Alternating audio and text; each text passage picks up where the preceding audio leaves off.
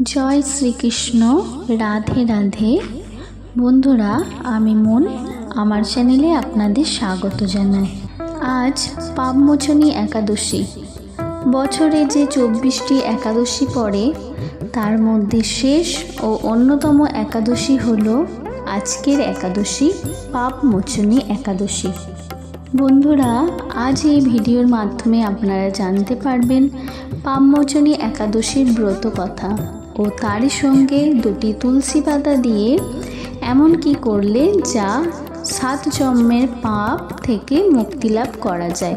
आज ए सकल किछु विषयबस्तु आमार भिडियोर माध्यमे आपनारा जानते पारबेन। बंधुरा এই পাপমোচনী একাদশী সর্বশ্রেষ্ঠ একাদশী বলে মানা হয়। এই একাদশী পালন করলে আপনারা 7 জন্মের পাপ থেকে মুক্তি লাভ করেন এবং এই একাদশীর দিন ভগবান শ্রী বিষ্ণুর চরণে ভক্তি ও নিষ্ঠা ভরে পালন করে থাকেন তাহলে তার সকল পাপ থেকে সে মুক্তি পায়।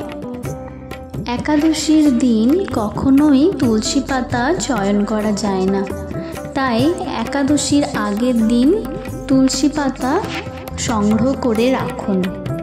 बंधुरा এই পাপমোচনী एकादशीते बला হয়েছে समर्थपक्षे दशमी तिथिते एकाहार अर्थात एकबार अन्न ग्रहण करते पारबेन, एकादशीते निराहार और द्वादशीते एकाहार। तबे अनेकेई এই বিষয়টি করতে সক্ষম না হতে পারেন। শাস্ত্রমতে একাদশীতে কেবলমাত্র পঞ্চরবিশস্য বর্জন করে ফলমূলাদি এই সমস্ত বিষয় গ্রহণ করতে পারেন। বলা হয় কোনো ব্যক্তি যদি এই একাদশীর দিন একাদশী ব্রত পালন করতে নাও পারেন, কেবলমাত্র সাত্বিক আহার গ্রহণ করে ভগবান বিষ্ণুর উদ্দেশ্যে 2টি তুলসী পাতা নিবেদন করেন ও একটি ঘিয়ের প্রদীপ প্রজ্বলিত করেন ও একাদশীর সঙ্গে ব্রত কথাটি শ্রবণ করেন, এই একাদশীর ব্রতের পূর্ণ ফল লাভ করা যায়। তাহলে বন্ধুরা আপনারা 2টি তুলসী পাতা নিয়ে ভগবান শ্রীহরির পায়ে দিয়ে একটি ঘিয়ের প্রদীপ শ্রীহরির সামনে প্রজ্বলন করে এই ব্রত কথা শুনলে আপনাদের 7 জন্মের পাপের ফল থেকে আপনারা মুক্তি হতে পারেন। আপনি একাদশী ব্রত পালন করুন বা নাই করুন, শ্রীহরি বিষ্ণুর উদ্দেশ্যে তুলসী পাতা নিবেদন করতে ভুলবেন না। বলা হয় বন্ধুরা যদি তুলসী দেবীর উদ্দেশ্যে একটি লাল বস্ত্র বা লাল চেলি নিবেদন করেন এই একাদশীর দিন তাহলে গৃহে শ্রীবৃদ্ধি হয়। তুলসী গাছের সামনে এই দিন ভগবান শ্রীবিষ্ণুর নাম স্মরণ করে নিজের মনের প্রার্থনা ব্যক্ত করার পর একটি হলুদ সুতো যদি গিঁট বেঁধে তুলসী গাছে বেঁধে দিতে পারেন তাহলে সেই ব্যক্তির সমস্ত মনস্কামনা পূর্ণ হবে। এই দিন শ্রী বিষ্ণুর সহস্রনাম, শ্রীকৃষ্ণের অষ্টোত্তর শতনাম, শ্রীমদ্ ভাগবত গীতা পাঠ এর মধ্য থেকে কোনো একটি যদি করতে পারেন তাহলে সেক্ষেত্রে গৃহে সর্বদা মঙ্গল হয়। আর তার সঙ্গে এই ছোট্ট মন্ত্রটি এই দিন উচ্চারণ করুন, আর এই মন্ত্রটি হলো ওম নমঃ ভগবতে বাসুদেবায় নমঃ। বন্ধুরা এই পাপমোচনী একাদশীতে আপনি ব্রত পালন করুন আর নাই করুন, তবে ব্রত কথা অবশ্যই শ্রবণ করা উচিত। এই ব্রত কথার মাহাত্ম্য সম্পর্কে ব্রত কথায় বলা হয়েছে পাপমোচনী একাদশীর ব্রত কথা। যুধিষ্ঠির শ্রীকৃষ্ণকে বললেন, হে জনার্দন, চৈত্র মাসের কৃষ্ণপক্ষের একাদশীর নাম ও মাহাত্ম্য কৃপা করে আমাকে বলুন। শ্রীকৃষ্ণ বললেন, হে ধর্মরাজ যুধিষ্ঠির, আপনি ধর্ম বিষয়ক প্রশ্ন করেছেন।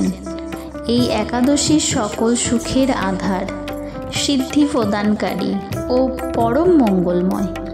সমস্ত পাপ থেকে নিস্তার বা মোচন করে বলে এই পবিত্র একাদশী তিথির নাম পাপমোচনী একাদশী।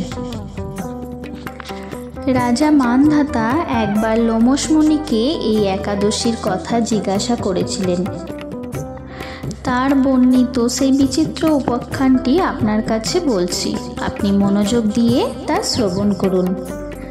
প্রাচীনকালে অতি মনোরম চৈত্ররথ পুষ্প উদ্যানে মুনিগণ বহু বছর ধরে তপস্যা করতেন। একসময় মেধাবী নামে এক ঋষিকুমার সেখানে তপস্যা করছিলেন। মঞ্জুঘোষা নামে এক সুন্দরী অপ্সরা তাকে বশীভূত করতে চাইল, কিন্তু ঋষির অভিশাপের ভয়ে সে আশ্রম থেকে 2 মাইল দূরে অবস্থান করতে লাগলো। বীণা বাজিয়ে মধুর স্বরে সে গান গাইত। একদিন মঞ্জুঘোষা মেধাবীকে দেখে কামবাণে প্রীত হয়ে পড়ে এদিকে ঋষি মেধাবীও অপ্সরার অনুপম সৌন্দর্য দেখে মুগ্ধ হন। তখন সেই অপ্সরা মুনিকে নানা হাবভাব ও কটাক্ষ দ্বারা বশীভূত করে। ক্রমে কাম পরবশ মুনি সাধন ভর্জন বিসর্জন দিয়ে তার আরাধ্য দেবকে বিস্মৃত হন। এইভাবে অপ্সরার সাথে কামক্রিয়ায় মুনি বহু বছর অতিক্রান্ত হলো। মুনিকে আচারভ্রষ্ট দেখে সেই অপ্সরা দেবলোকে ফিরে যেতে মনস্থ করল। একদিন মঞ্জুঘোষা মেধাবী মুনিকে বলতে লাগলো, হে প্রভু, এখন আমাকে নিজ গৃহে ফিরে যাবার অনুমতি প্রদান করুন। কিন্তু মেধাবী বললেন, হে সুন্দরী, তুমি তো এখন সন্ধ্যাকালে আমার কাছে এসেছো, প্রাতকাল পর্যন্ত আমার কাছে থেকে যাও। মুনির কথা শুনে অভিশাপের ভয়ে সেই অপ্সরা আরও কয়েক বছর তার সাথে বাস করল। এভাবে বহু বছর, প্রায় 55 বছর 9 মাস 7 দিন এইভাবে অতিবাহিত হলো। দীর্ঘকাল অপ্সরার সহবাসে থাকলেও মেধাবীর কাছে তা অর্ধরাত্রি বলেই মনে হলো। মঞ্জুঘোষা পুনরায় নিজ স্থানে গমনের প্রার্থনা জানালে মুনি বললেন, এখন প্রাতকাল, যতক্ষণ পর্যন্ত আমি সন্ধ্যা বন্দনা না সমাপ্ত করি ততক্ষণ পর্যন্ত তুমি এখানে থাকো।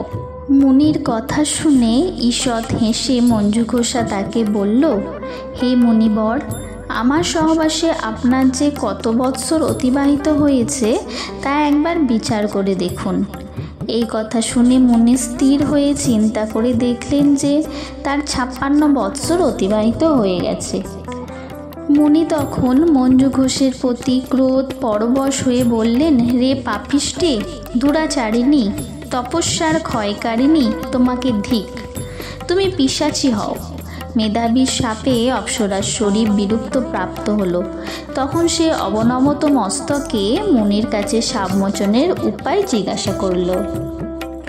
মেধাবী মুনি তখন বললেন, হে সুন্দরী, চৈত্র মাসের কৃষ্ণপক্ষিয়া পাপমোচনী একাদশী সর্বপাপ ক্ষয়কারিণী। সেই ব্রত পালনে তোমার পিশাচত্ব দূর হবে। পিতার আশ্রমে ফিরে গিয়ে মেধাবী বললেন, হে পিতা, এক অপ্সরার সঙ্গদোষে আমি মহাপাপ করেছি, এর প্রায়শ্চিত্ত কি তা কৃপা করে আমাকে বলুন। উত্তরে চ্যবনমুনি বললেন, চৈত্র মাসের কৃষ্ণপক্ষিয়া পাপমোচনী একাদশী ব্রতের প্রভাবে তোমার পাপ দূর হবে। পিতার উপদেশ শুনে মেধাবী সেই ব্রত ভক্তি ভরে পালন করল। তার সমস্ত পাপ দূর হলো। পুনরায় তিনি তপস্যার ফল লাভ করলেন। মঞ্জুঘোষা ওই ব্রত পালনের ফলে পিশাচত্ব থেকে মুক্ত হয়ে দিব্যদেহে স্বর্গে গমন করলেন। হে মহারাজ, যারা এই পাপমোচনী একাদশী পালন করেন তাদের পূর্বকৃত সমস্ত পাপ ক্ষয় হয়। এই ব্রত পাঠ ও শ্রবণে সহস্র গোদানের ফল লাভ হয়। একাদশীর ব্রত কথা সমাপ্ত করলেন। আশা করি দর্শক বন্ধুরা এই ব্রত কথা শ্রবণে আপনাদের ভালো লেগেছে। বন্ধুরা, এই ব্রতকর্তাটি আজকে সন্ধ্যার পর ভগবান শ্রীকৃষ্ণের সামনে একটি প্রদীপ প্রজ্বলন করে, অবশ্যই ঘিয়ের প্রদীপ, তার সঙ্গে ভগবান শ্রীকৃষ্ণের চরণে 2টি তুলসী পাতা দিয়ে শ্রবণ করুন। এর ফলে আপনাদের সকল রকম পাপ থেকে মুক্তি লাভ করবেন। বন্ধুরা, ভিডিওটা যদি ভালো লেগে থাকে আমার চ্যানেলে থেকে যাবেন, চ্যানেলটি সাবস্ক্রাইব করে। ধন্যবাদ। সকলে ভগবান শ্রীহরির কৃপায় সুস্থ থাকবেন, ভালো থাকবেন।